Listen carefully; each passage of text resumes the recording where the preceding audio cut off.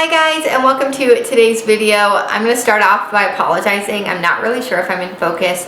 This is my second time having to record this video. I've been trying to set up the focus for the last few minutes, so I really hope that I'm in focus, but I'm not completely sure. So if this isn't perfectly in focus, I apologize in advance. Hi guys, I feel like I haven't been on here in a bit. I think I say that in basically every video. That's just because nursing school had me so stinking busy this semester. I feel like this was one of the hardest semesters thus far, which I guess should be expected because the further you progress in the program, the harder it's gonna get. So maybe I should have expected that, but wow, this semester really kicked my butt. Basically at the end of every semester, I do an update and let you guys know how my classes went, if I passed, if I didn't, all that good stuff. And I do make separate videos on how to study for each individual class. If you guys want to see how I studied for the classes I took this semester, give this video a thumbs up. And if you're new here, welcome, and don't forget to subscribe. I'm so happy that you're here. This semester I took OB, which is maternal health nursing. It's all about moms, pregnancy, baby, all that stuff. And then I took what's known at my school as Adult Health 1. It's also called Med Surg 1 in other schools. I don't know why they call it Adult Health at my school, they just do.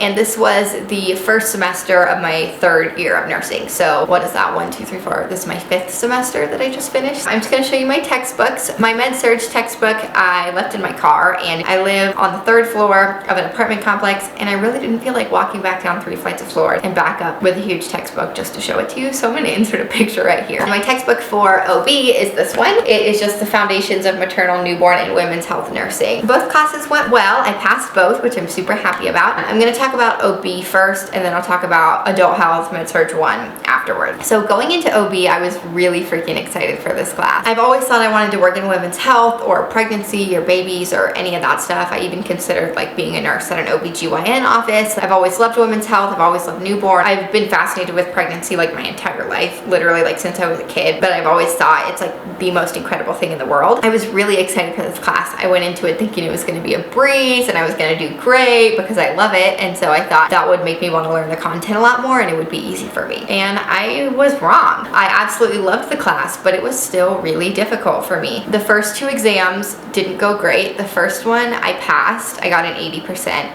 And the second one I got a 78%, which is passing, but by 1 point. You have to have a 78 at my school to pass. So that was tough on me to barely make it. I mean, I'm not used to being that kind of a student. If you guys have watched my previous videos, you know that throughout high school, I was pretty much an A student. I really didn't have to try that hard. And so for me, I hold myself to a really high standard to get good grades. And so for me, barely passing was kind of a shock to my system, to be completely honest with you. I've come to realize over time that those are fine grades, and as long as I'm passing, that's what matters, but it took me a little bit to accept that and be okay with that. At the end of that second exam, when I barely passed, I knew that that wasn't great because everyone else around me was doing awesome, way better than I was, and I was the one who liked this class. None of my classmates, well, one of them, other than me and one other classmate, nobody has an interest in OB. Nobody wants to work in mom baby.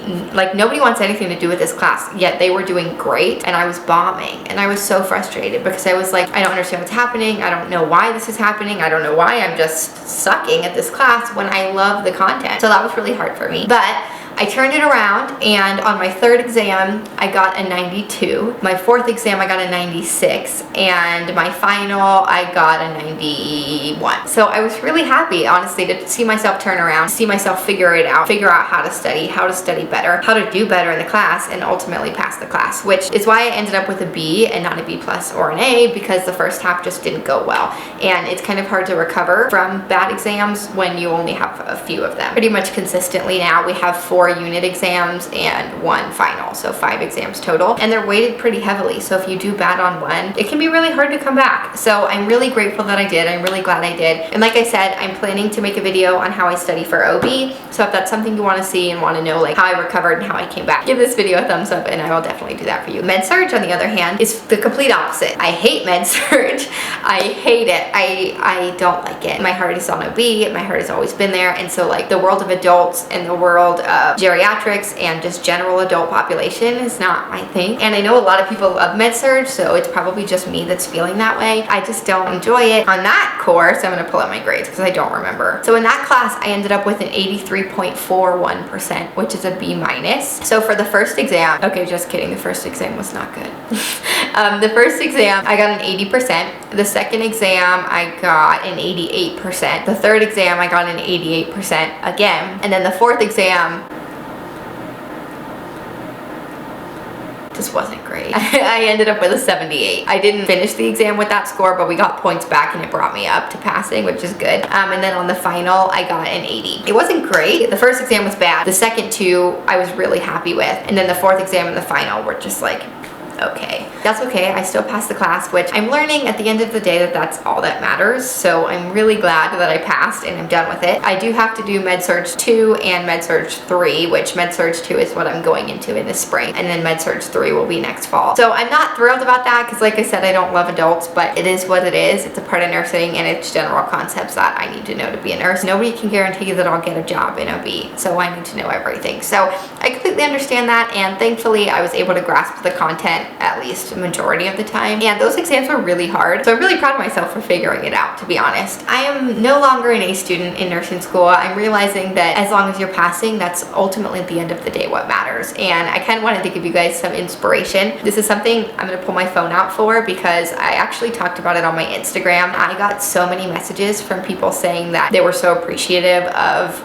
me putting this out there, this information out there, just because it was inspiring to them and helped them. I thought I would throw this in the video because if any of you are listening and you're struggling and you're having a hard time, I thought that this might help. So someone wrote in a question on my Instagram and said, how do you deal with the switch of not getting A's? I'm terrified of that feeling and people really pressure me in a way that if you don't get A's, that means you're not a good nurse. And I completely understand that feeling. I think a lot of people feel that way, especially when you go from high school or prerequisite courses where you're used to being an A student and then all of a sudden you're not. I think that's really hard. So my response to her was, this is something I still struggle with all the time. And I'm in my third year of nursing school. So obviously I'm a little bit deeper into this and I still have a hard time. I think it's hard to transition from being an A student all the time to an occasional A student or not an A student at all. I also feel the pressure from people, but you have to give yourself grace. And then I said 3 quotes that I live by that help me. And this is the message that I got a lot of responses to. Nursing school is hard. If it was easy, everyone would be a nurse, which I completely believe. Great grades don't make a great nurse, which is so true. And the last quote is from my fiance in November. He told this to me when I was having a mental breakdown and needed a pep talk. So this is not a quote like off the internet. He just said this to my face and it has stuck with me. At the end of the day, when you're in the hospital working as an RN, every nurse's badge only says RN. It doesn't say RN with all A's or RN with a C+ average or RN who had to retake pharmacology. It just says RN because those are the only letters that matter. And that is so true. I really hope that helps you guys because it really stuck with me and reminded me that at the end of the day, if I pass my classes and I'm able to sit for the NCLEX and I pass the NCLEX, that's what matters. Nobody's gonna be like, hey, what did you get in pharmacology? Or how did you do in mental health? Or in OB, you got a 72 on that one exam. That's really bad. They don't look at that. They don't care. If they know that you pass the classes and you have to pass the classes to be able to sit for the NCLEX and you pass the NCLEX, then you're good. And that's all that people who are interviewing you care about. That's all your peers are going to care about. Nobody's going to ask you what your GPA was. So please don't get hung up on not being an A student or your grades or things like that. I don't think that those things matter. And I think at the end of the day, if you're really giving it your all and you're studying as much as you can and you're really passionate about what you do and you care about your patients and you're willing to put in the time, I think you can do it. And I think you'll be okay. And as long as you're passing, that's what matters. So, I didn't talk about clinical. I had clinical for both of these courses. OB, I had, I think 8 or 9 clinical days, and they were from 6:30 in the morning. It was supposed to be done at 4 p.m., but majority of the time I didn't leave till like 5:30 or 6. Adult health was from 6 a.m. to 3 p.m. Those were my clinical days. Adult health, I had a lot more clinical days than I did for OB, just because OB is a specialty. Most schools don't see a reason to have you have as many clinical days in that area because not everyone's going to go into that field, opposed to a lot of people go into Med-Surg, so they want you to see a lot with that. Med-Surg is more of a place where you can really practice your skills in patient care and doing assessments and stuff, opposed to OB is very specialized because you're dealing with babies and pregnant women, which is a smaller community within the hospital. I really loved OB. My clinical was amazing. My clinical instructor was absolutely phenomenal. I had a lot of great experiences. I saw C-sections, I saw vaginal deliveries, I did transition, which just works with the baby. I didn't see the NICU at all. Well, I like walked through there a couple times, but I didn't really see it. And yeah, yeah, I absolutely fell in love with it, and it still has my heart, and I definitely think that's where I'll end up working. Not totally sure what area yet.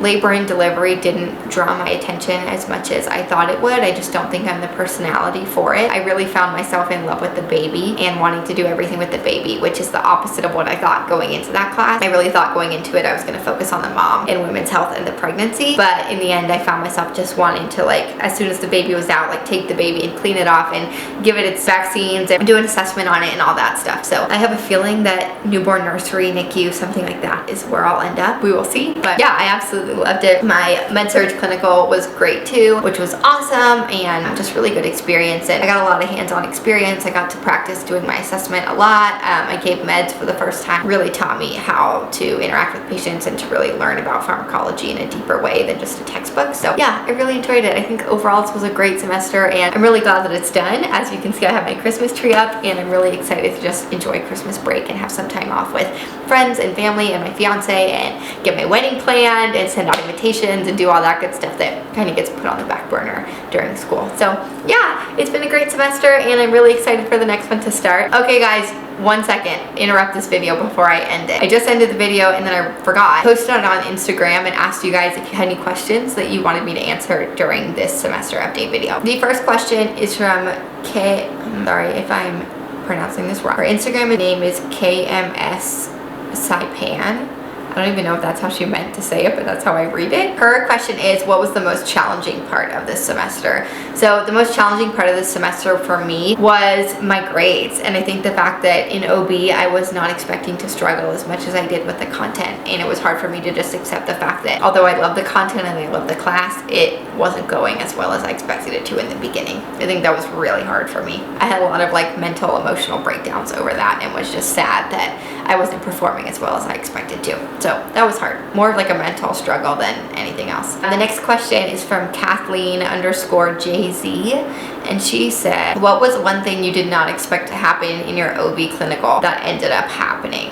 Well, clinical is not something I really like to talk about just because it is for HIPAA. If you don't know what HIPAA is, it's just patient privacy, and so I don't want to go too in depth about that and violate any personal privacy or anything like that. But I think the most shocking thing for me was seeing a cesarean. It's just a lot more aggressive than I thought that it was.